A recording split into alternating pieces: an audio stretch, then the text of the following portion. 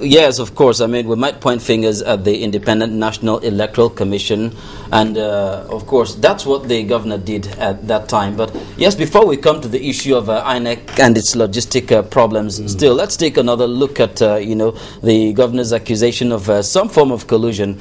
Yes, indeed, Mr. Ogunade says that is not what he's talking about. But then, interestingly, some might say that Governor Oshomole's outburst, beginning to point fingers at that time, was a preemptive strike of sorts, indeed, trying to prevent what he suspected was happening. Mr.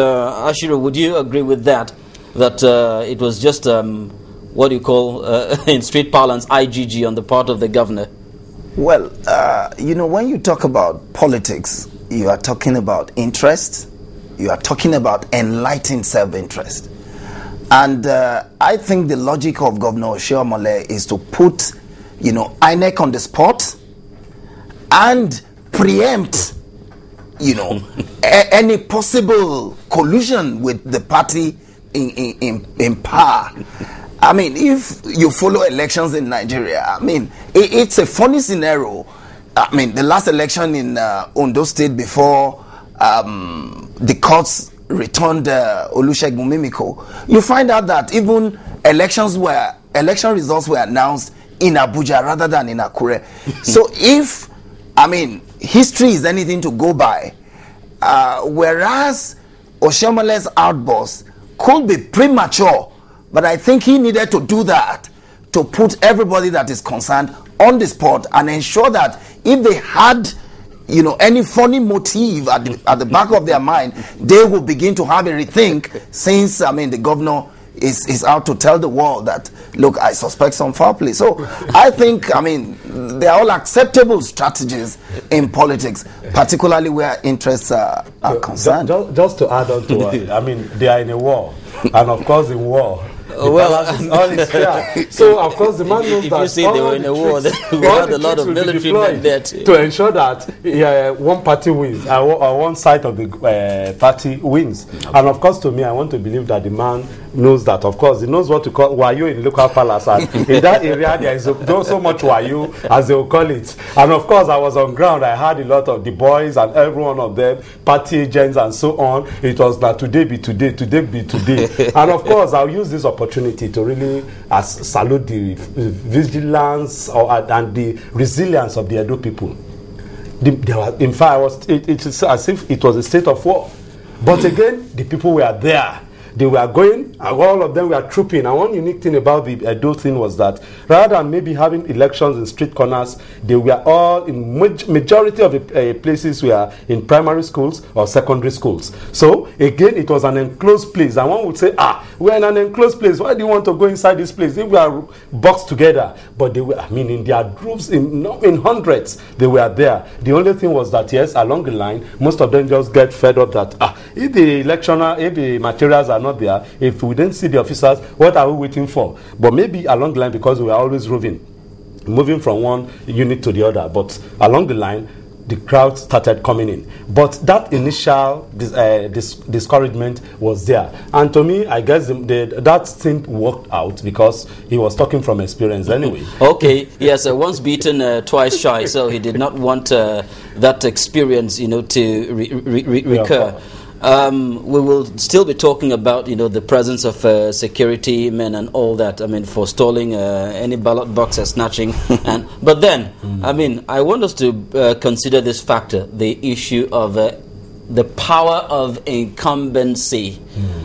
Can we actually run away from that issue in the case of Edo State? The governor bared his fangs. And whatever motive anybody had, everybody appeared to have been whipped back into place. I don't think the issue of power of incumbency came to play in Oshomole's case. It was his work showing. I went around Edo State. I've been there before. And of course, on this program about 3 months ago, it was as if I was laundering his image, which was not. That indeed, come rain, come shine, the man will win Edo hands down. I predicted it. But because I mean, of what I saw. It's actually possible that someone does relatively well, but somebody else comes along and has a better offer to make. Yes, if you have a better offer, but with what those people saw, I mean, they knew what they've suffered in the past. I mean, if you go to Ring Road, anybody who knows Benin very well, if you go to Ring Road, you think you are in central London. I'm not trying to super, right? The place has been transformed, let's put it that way. Okay. And of course, you see the whole place. And of course, the man did one wonderful political calculation that worked for him. The street leading to the house of Ogbomudia, another revered Edo politician, during the time of Ogbomudia, during the time of Lucky Benedion, that street was pothole ridden. This man got there within the few months of his administration, tarred the place and ensured that it was a happy and highway.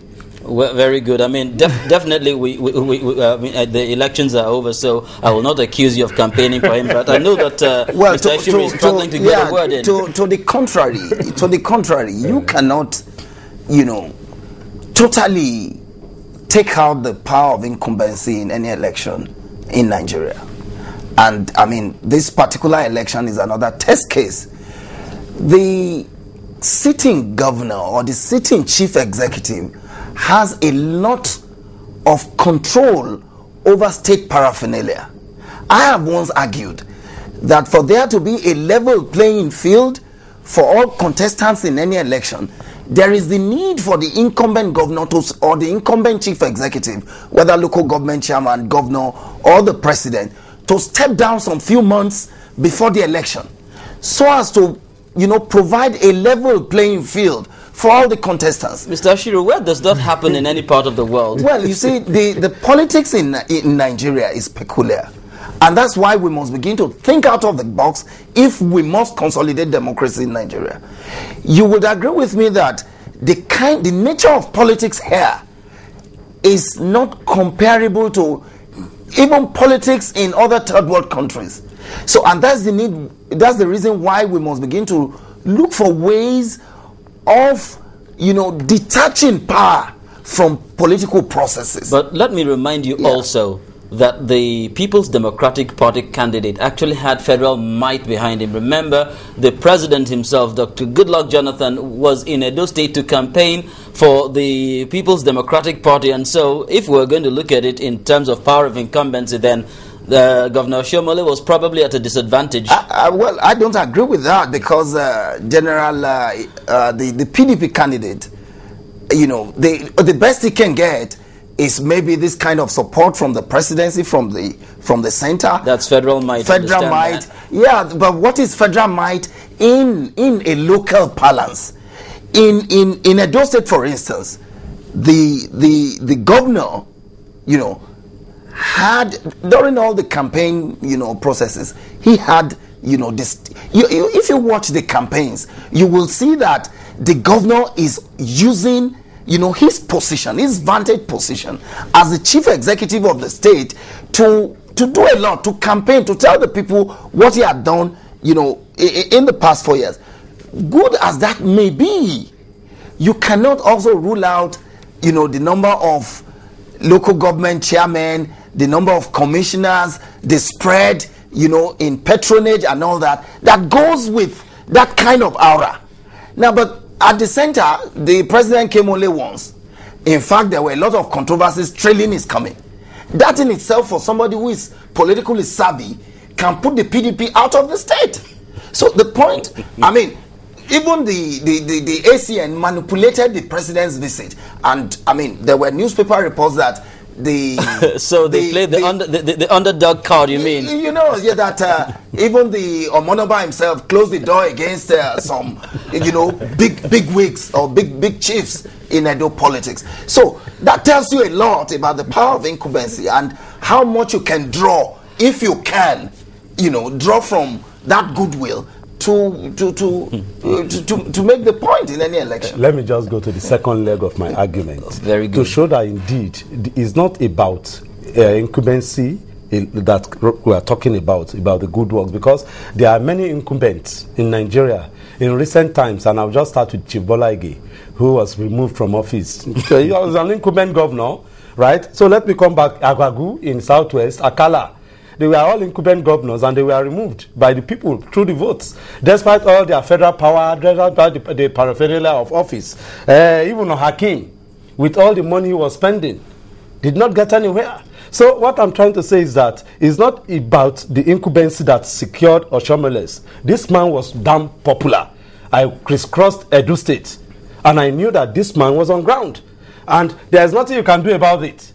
So issue of you removing all this all are maybe academic. Well, my friend is an academician, so let's take it to the academic realm. But I'm talking practical as somebody who is on ground. Well, yes, maybe I should make the point that I am not doubting Oshomole's performance then in that's Edo all. State. That's all. He no doubt have done well for Then the that's people all. of Edo State. And in fact, the show of solidarity, the show of support, everywhere he went during the electioneering campaign, bears eloquent testimony to the fact that he had done well.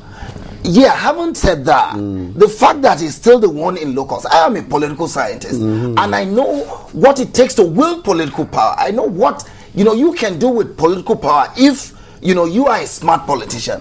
The examples you have given, Akala, etc., Agagu, are all governors who were there for 4 years and, nothing substantial can really show that they were governors. So those people will be trounced.